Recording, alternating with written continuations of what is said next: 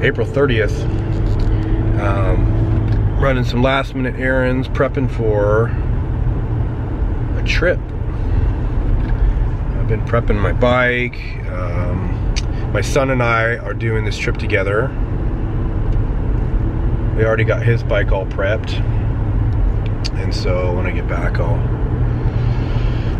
show what I'm riding and how I'm packing for this trip. But we are doing a trip that's hosted by Brock Gill with Motomission, as well as Sean Kerr from Bikes and Beards. So they're two awesome Christian YouTubers that are motorcycle nuts. They're adventure enthusiasts. And I've met Brock. I spent some time with him. We did a ride a month ago here in Tennessee. It was all dirt. He called it the Tennessee Twister. It was a great ride. Incorporated some of the Dirt Devil, as well as a bunch of private areas that he has access to. And he's a great dude. Everybody that came out was awesome. That was a lot of fun.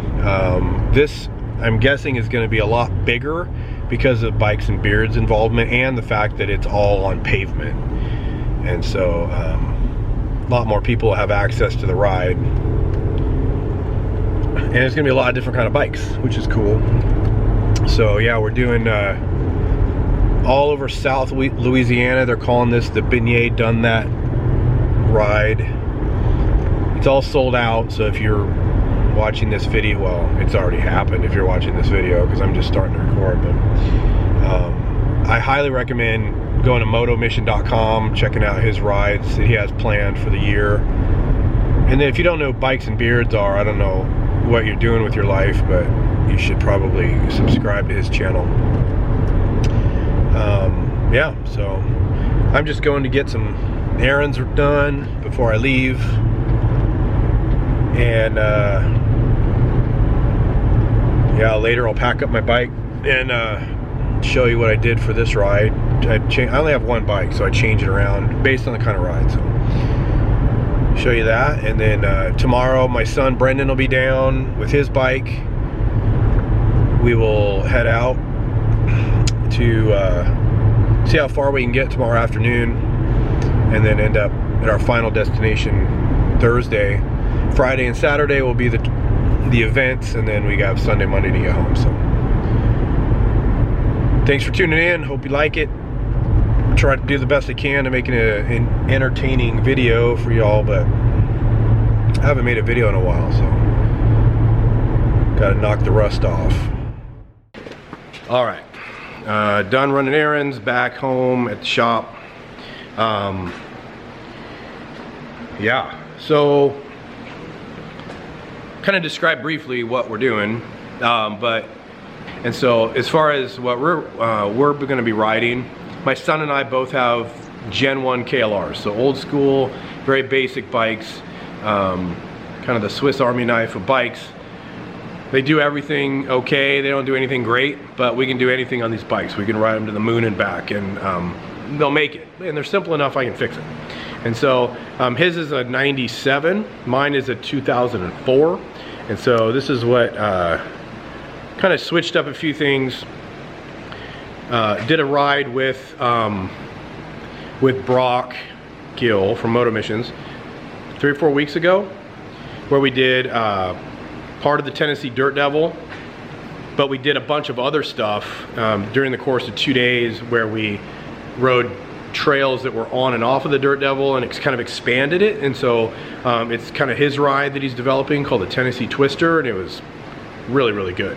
If you ever had a chance to come ride with Brock, do not pass it up, because he's a fantastic guy. He's a great rider. Doesn't really matter your skill level. He's really good at kind of incorporating everybody into the adventure. So yeah, so I took my dirt tires off. I had Tusk D Sports on, which I'm very impressed with. I'll talk more about when I get back and put them back on to ride on the dirt. But for now, I kind of swapped my bike over to a little more comfort for distance in the street.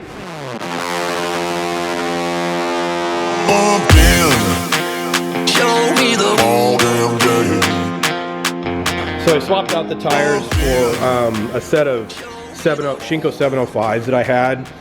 They've only got maybe 1,000 miles on them, so they've got a lot of life left. So I threw them back on. New tubes, new rim strips. So I've got those front and rear. So these will be, compared to like knobbies, these are like buttery smooth for the road. Be really nice.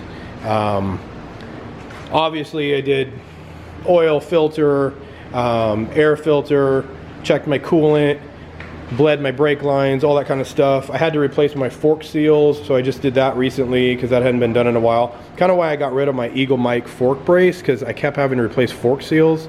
I think a lot of people have had that issue. If you have, leave a comment. I used to have my fender, my Acerbis, whatever, Supermoto fender down low on the fork brace. But once I got rid of that, I just moved it up. And then the other main thing that I did was put my hard boxes on. So when I'm riding dirt, I either have no luggage, just my front bags and my tool tube for like emergency flat fixes and stuff. If I'm riding off-road and I need luggage, I'll use my Tusk pilot bags, which are a little on the small side, but it keeps me from traveling with too much stuff, which I always do. I don't really know what I'm doing. I mean, we've got a few videos. We haven't made videos in a while that we've made public. We make family videos that aren't public. Just, it's fun to capture these moments and share them with the rest of the family. It doesn't get to enjoy the specific adventures. And then Shauna and I will do other things together. Hopefully we can get another couples bike, because we had to sell that one when we moved out here. But yeah, we'll head out tomorrow and then end up in Tupelo, Mississippi. So I appreciate you watching, and we'll see what happens. All right, it's the next day. Everything's loaded up, and just waiting for Brendan to get here, and we will head out.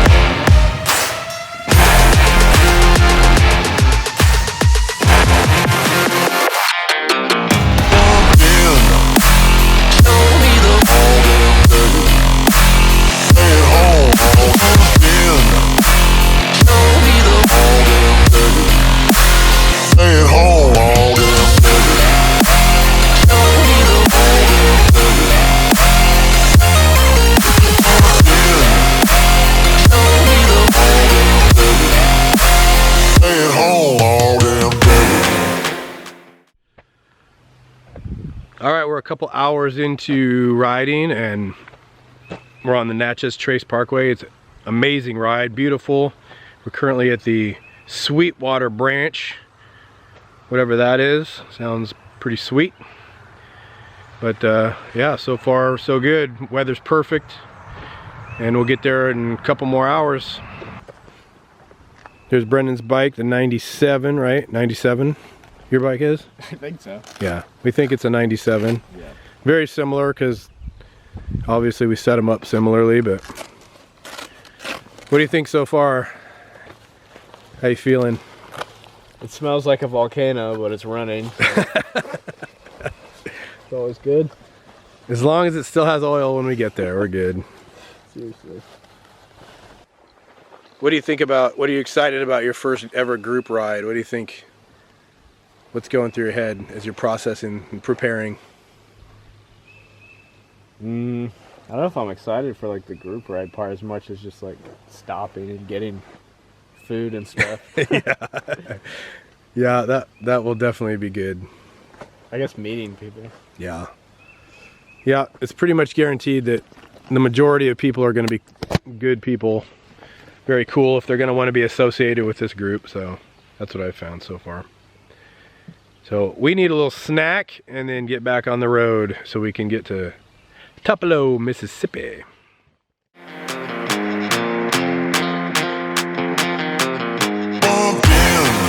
So as soon as we exited the Natchez Trace Parkway, we hit road construction that blocked the entrance to our motel. It took us to an alternate route into this neighborhood to try to get us back going the right direction. And on a motorcycle, you can smell everything, which is usually kind of nice, but this neighborhood smelled a lot like a skunk, but it was definitely not a skunk.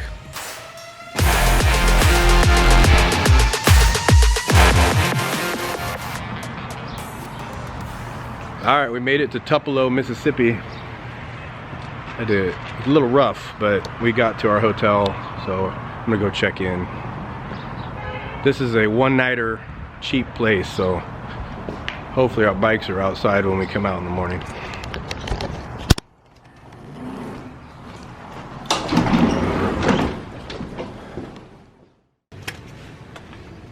Let's see here. There you go. You want 2 queen beds? Yeah, that'd be great. Do you have a pet? No, not with me.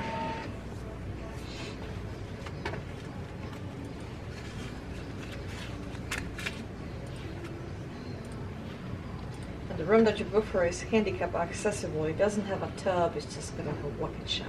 Oh, that's fine. Yeah, we don't need a tub.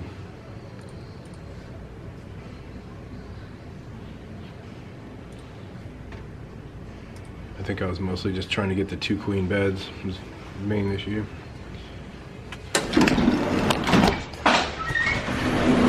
All right, nice people.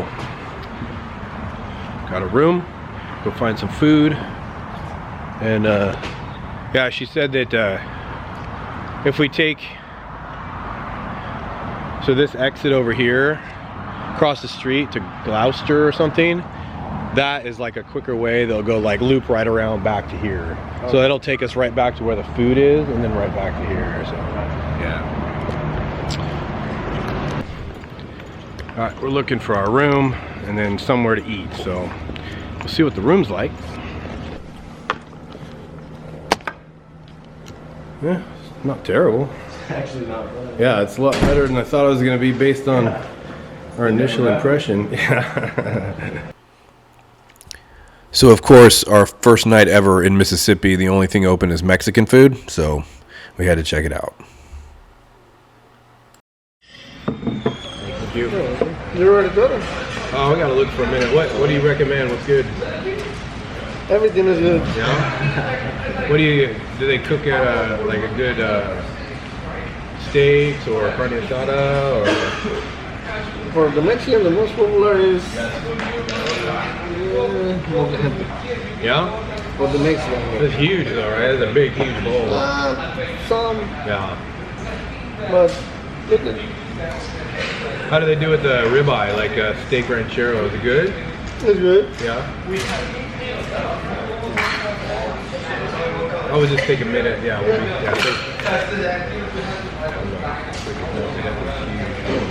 That's like giant. What did he point at? The mocajete. It's like that bowl of meat. They're good. It's just huge. Yeah, I don't really have a to-go option right now. Yeah.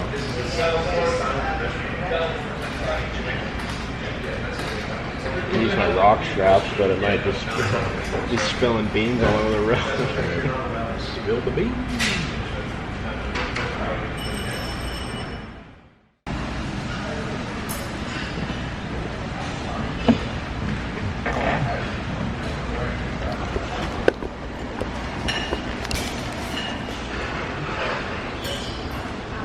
So we got off the freeway. No, we got off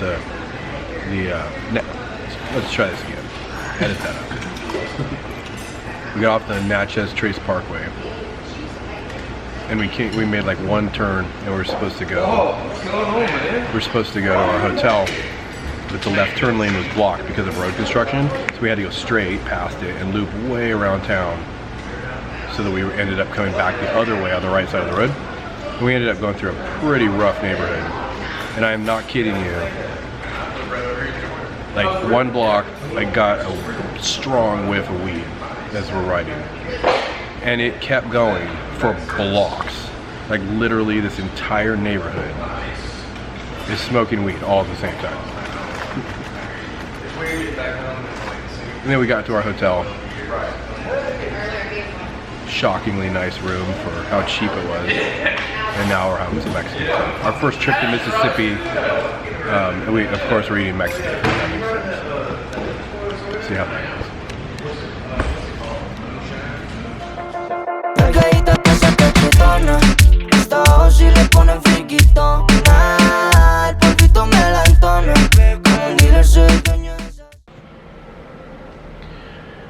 All right, yeah, the Mexican food was really good. We're just staying one night here. We'll be out here in the morning. We'll probably have breakfast, fill up our camelbacks, and get out of here. Fortunately, our room has a window right there, and we can see out where our bikes are, and we have covers on our bikes, so hopefully nobody will be too interested in messing with them. Anyway, so far so good, and we'll head out tomorrow. Back on the Natchez Trace for a little bit, and then a different highway to Lafayette. So I'm gonna get some sleep, and we'll see you tomorrow. Show me the all damn day. Show me the all damn day. All damn day. All right, we're in somewhere in Mississippi. See if I can figure it out here. Wow, there's no way I'm gonna pronounce this correctly. Cuscuiso, Mississippi. Stretching our legs at a little rest stop. Had a little bit of bike trouble. You can see down here in the front there, that little knob right up there, it's my air fuel mixture knob. Worked its way out. We were right at a road construction stop too, and my bike just shut off. It had worked its way out from vibration and just basically fell out, and so I had to get it back in. So we got it running, and I had to stop again a little later to try to dial in the, what's it called, the idle with the air fuel mixture. So I think we're good now. Seems to be running okay. But yeah, it's getting close to lunchtime, so we're gonna have to figure out somewhere to get lunch and probably fuel up again pretty soon. So, but it's really pretty out here. It's still a nice ride, and we're seeing turtles on the road, and saw a couple snakes. Everything smells really nice from the honeysuckle, so it's really cool. So since we were stopped and had a little bit of time, we checked the map and found what we thought might be a little more authentic representation of what Mississippi has to offer for food. Not that the Mexican food wasn't good, but it was the only thing open. But we really wanted some good barbecue. So we found Marlowe's Backyard Barbecue in Canton, Mississippi. We figured that'd be a good one to try. We headed that way. It definitely did not disappoint. But we had no idea how much adventure was about to rear its ugly head in our not so distant future. So, yeah.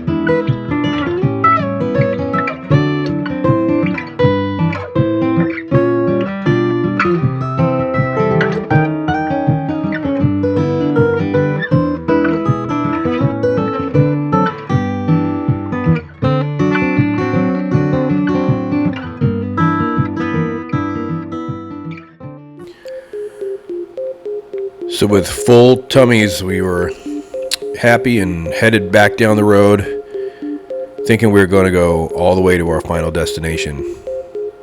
The road started feeling like there was ice under my wheels, and Brendan noticed my back tire was completely flat.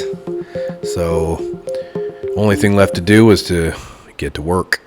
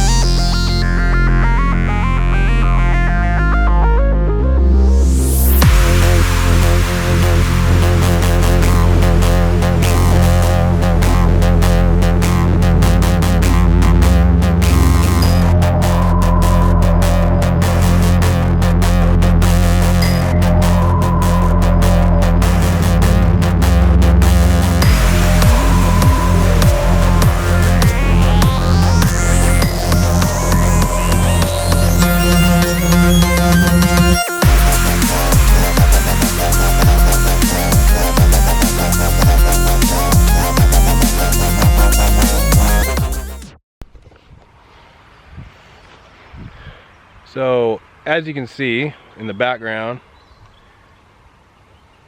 the adventure has gotten a bit excessive.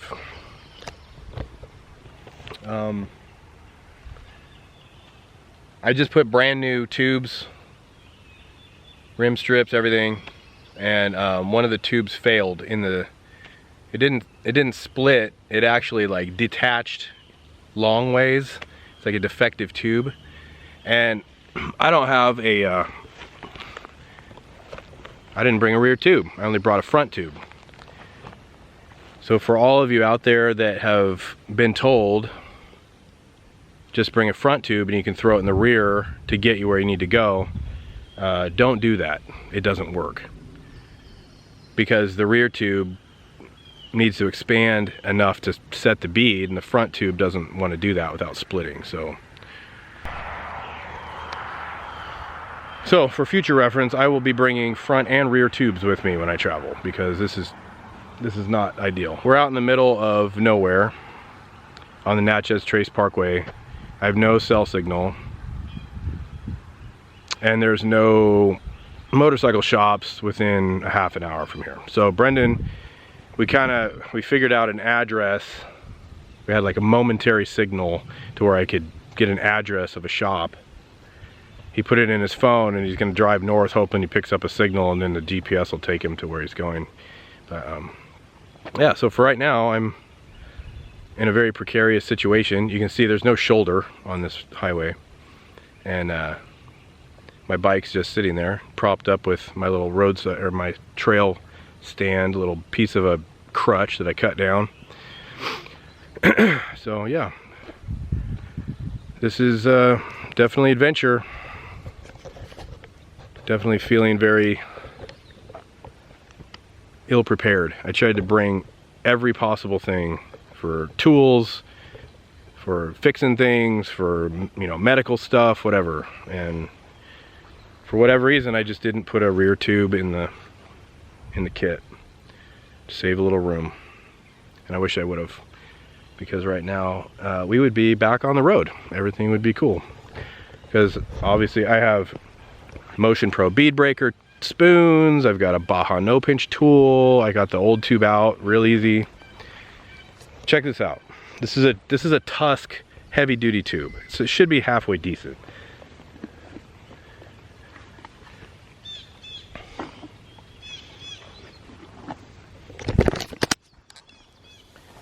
So you can see the tube just separated. There's in the little ridges here, it's like a clean break.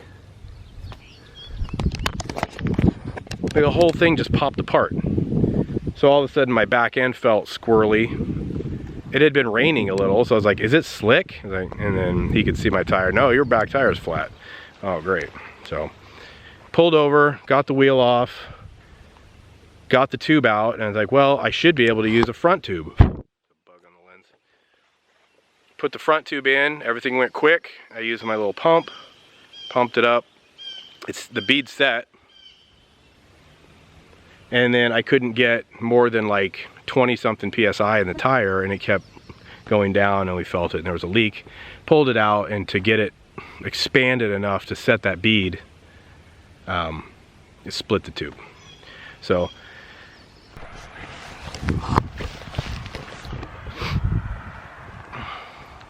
one thing that's been really nice is there's been a lot of people that stopped and asked if we were okay, so that was cool. Kind of the norm for down here, but I appreciate it. Nobody had any helpful information or help, but they just want to make sure we were okay. So that was cool. So that was nice. Hopefully we'll look back on this with fond memories, but right now I am not feeling very prepared or successful in this venture. So hopefully this works out here shortly, or I don't know what we're gonna do. We don't even have camping gear.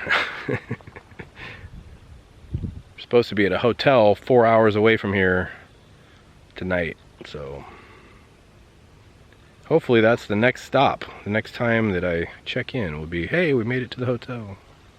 All right, good news. I got a message from Brendan, and he found tubes, and he's on his way back, so that's good. He had to go like an hour away to find a place that was open that had tubes, but man, I'll tell you what, never again. Never leaving home without front and rear tubes. Not with this thing, man. Just got to be able to do any repair on the road. 20-year-old bike, carburetor. I mean, there's just a lot that can go wrong. Got to be ready for all of it, and I wasn't, so it's a lesson learned for me. Well, we made it last night at about midnight. We got here, and nice hotel, good night's sleep. I'm gonna try to get some breakfast and a workout. Hopefully the weather will clear up. It's a little rough right now. Obviously rained, and there's some storms moving through, so we'll see how that affects the ride for the day, but we made it.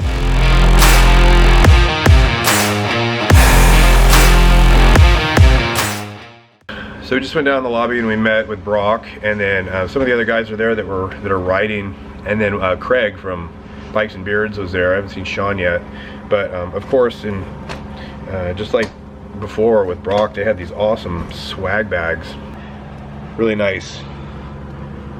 Bikes and Beards snapback, the Bikes and Beards M1 Moto bike detailing kit, some nice patches, stickers, a custom made Untitled done that Bikes and Beards folding knife that will go perfect with my Tennessee Twister tumbler. It's got the laser etched Bikes and Beards logo and the beignet done that. Thanks for watching so far. Definitely watch the next episode. We've got group rides. We're going to be eating turtle, gator sausage, crawfish. We're going to be riding all over Cajun Country. And we have an absolutely amazing surprise at the end brought to us by Motomission and Bikes and Beards and the Bearded Mechanic. So this is a once-in-a-lifetime event. Thanks for coming along. I don't want you to miss any of it, so check it out. We'll see you on the next one.